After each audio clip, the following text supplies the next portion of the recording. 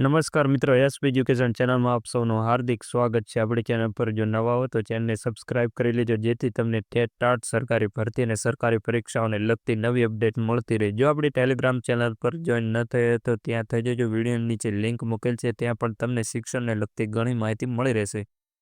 જાન્યુઆરીનો પગાર માર્ચ સુધી નહીં ચૂકવતા જ્ઞાન સહાયકની હાલત કફોડી બની ગઈ છે. કચ્છમાં ફરજ બજાવતા જ્ઞાન સહાયકને દર મહિને અનિયમિત પગાર હવે સામાન્ય બની ગઈ છે. જાન્યુઆરી માસનો પગાર માર્ચ શરૂ થઈ ગયો હોવા છતાં હજુ ચૂકવવામાં ન આવતા તંત્રની કાર્યનીતિથી જ્ઞાન સહાયક પારાવાર પરેશાની ભોગવી રહ્યા છે. વતનથી 300થી 400 કિલોમીટર દૂર આવીને સેવા બજાવ છતાં તંત્ર દ્વારા અનિયમિત પગાર કરવામાં આવતા હોવાના કારણે જ્ઞાન સહાયક પરેશાન થઈ જતા હોવાનું જાણવા મળ્યું હતું.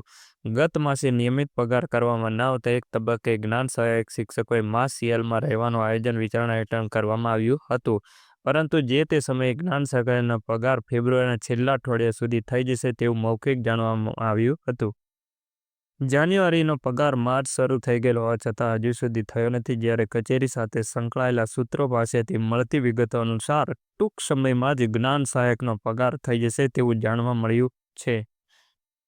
મિત્રો, દરેક જિલ્લામાં જ્ઞાન સહાયકનો પગાર બહુ લેટ કરવામાં આવી રહ્યો છે. બે મહિના વીતી જાય છતાં પગાર કરવામાં આવતો નથી અને ઘણા જ્ઞાન સહાયકો છે તે પોતાનો જિલ્લો છોડીને બીજા જિલ્લામાં જોબ કરી રહ્યા છે. તેમને બહુ તકલીફ પડી રહી છે. આજના વિડીયોમાં બસ આટલું. મળીશું નેક્સ્ટ વિડીયોમાં.